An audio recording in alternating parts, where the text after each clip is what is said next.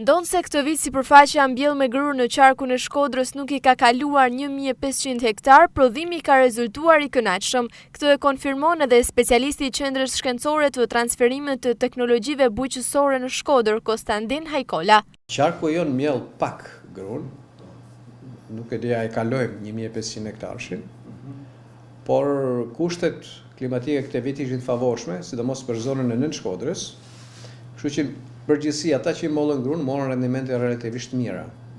Kanë marrë 5-6 ton për hektar. Ka pas farmer që kanë shkuar deri te 8 ton për hektar. Kjo thash falë edhe kushteve më të mira për këtë vit. Natyrisht të ardhurat nga gruri nuk janë të larta. Çmimi që ka pas tregu për grurin, sidomos tregu rajonal, bën që kjo kulturë të mos jetë të them fitimprurse për fermerin. Për sipërfaqet mëdha është diçka tjetër, po për sipërfaqet vogla fitimi është pothuajse i papërfillshëm.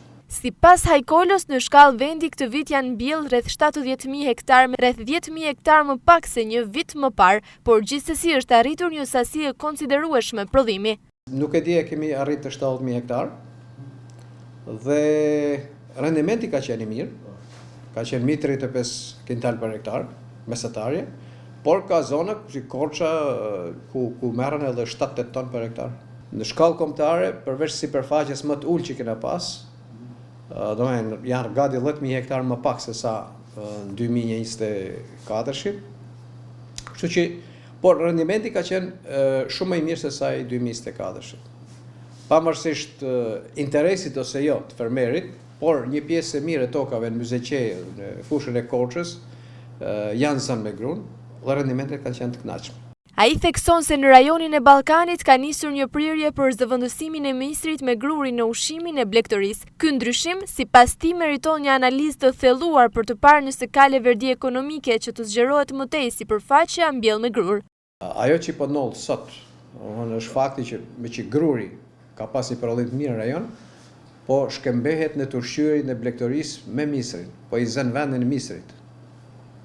Tendenca është biles në turshyrjet e blegtërisë të futen më shumë elbi, si gjini ose diçka e parafort me grurin, ose tritikalet, që janë kombinacione mes tërshërës dhe grurit, që japin masë dhe prodhim me protein të lartë edhe përdoren shumë për ushqimin e përkthyer. Fakti që me këto çmime ke më interes të importosh grur se sa misër, do të thotë që ndoshta një pjesë e mirë e tokave që janë të lira të mbillen me grur, pasi edhe problemet e ujitjes apo të kostos nuk e rëndojnë shumë. Pavarësisht se të ardhurat për hektar janë të ulta, por në një farë mënyrë mjellja dhe zënia e tokave do të ishte me interes edhe me këtë kulturë. Në lidhje me përdorimin e grurit për konsum buke në vend, Hajkola thotë se kjo është thuajse e pamundur për shkak të konkurrencës së fortë nga importi. Sipas tij, gruri importuar është më i lirë në çmim, megjithëse nuk e arrin cilësinë e grurit të prodhuar nga fermerët shqiptar.